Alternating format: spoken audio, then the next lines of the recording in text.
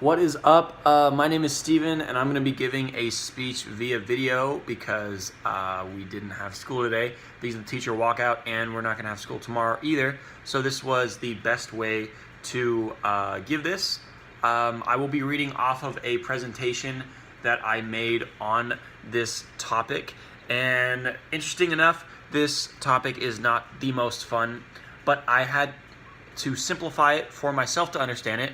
So I'm going to totally simplify it for you guys so that you can understand it as well.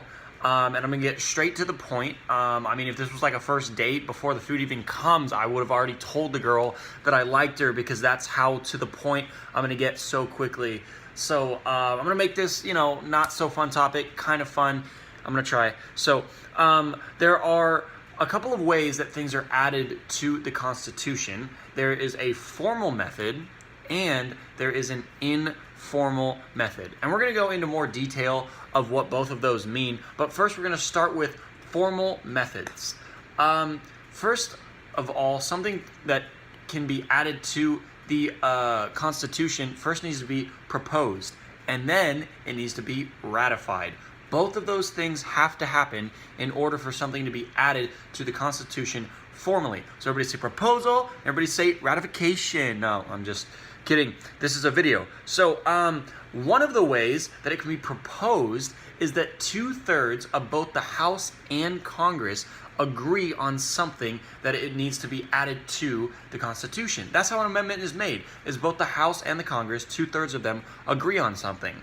Secondly, a proposal is made is 2/3 of the state legislature agrees on something, and that's one way. Those are two of the ways that it can be proposed: is a 2/3 of both House and Congress, and then 2/3 of the state legislature. It's either or on that, so it's pretty easy to understand on that. But then, in order for it to be added to the Constitution, it has to be ratified.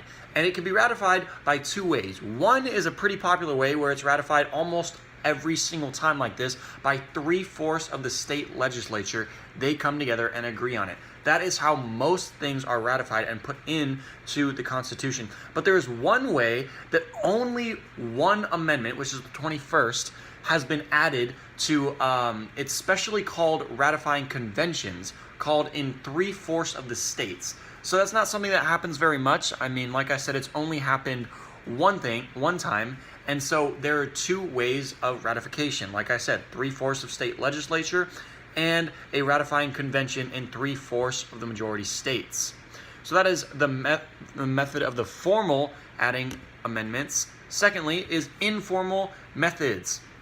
This means it's kind of not following the rules of the Constitution. It's just added to the amendment through other ways. And one of the ways would be judicial interpretation, which means basically that the judges of the federal courts can make decisions on what is added to the Constitution. For example, Marbury versus Madison 1803 is what started that. They said, yes, federal courts across all nations can, in fact, put something into the Constitution if they see fit.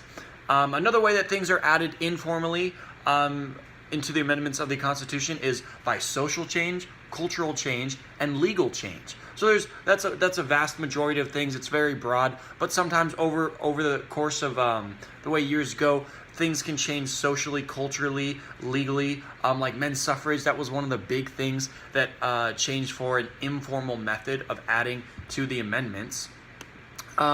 So why is informal more popular? And I'm going to tell you that because in order for something to be added to the Constitution formally, it has to have the popular vote.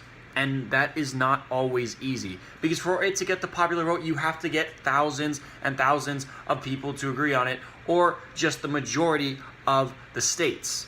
But informally, it kind of can move left and right with that, because other ways can be added informally, like presidents vetoing things or things like that, so they don't have to go by the Constitution. It can be added in other ways. Some examples of formally added things to the Constitution would be 3/4 state legislature. Like I said, that is how almost all things get ratified formally, because it's been done for 26 out of 27 of the amendments by 3/4 state legislature. And the one that I said earlier for formally that had been ratified by the one way where they called together specially ratified conventions in 3/4 of the states was the 21st Amendment, which actually repealed the 18th Amendment. And that's why it was so kind of controversial, and that's why they had to call a full convention in 3/4 of the states. I know it's a little bit complicated, but that is the only one, the 21st Amendment, that has been ratified in that way.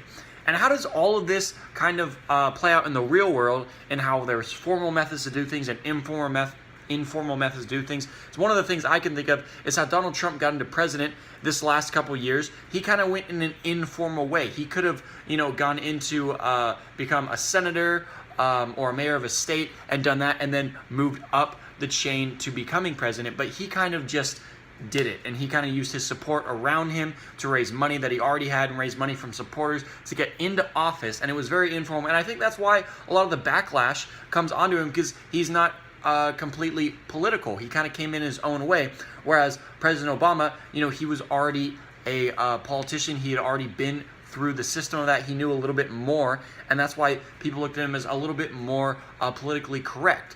And so how that plays out is that there's formal ways to do things in this country and informal ways. Informal will always be easier, but formal ways are kind of the right way to do things.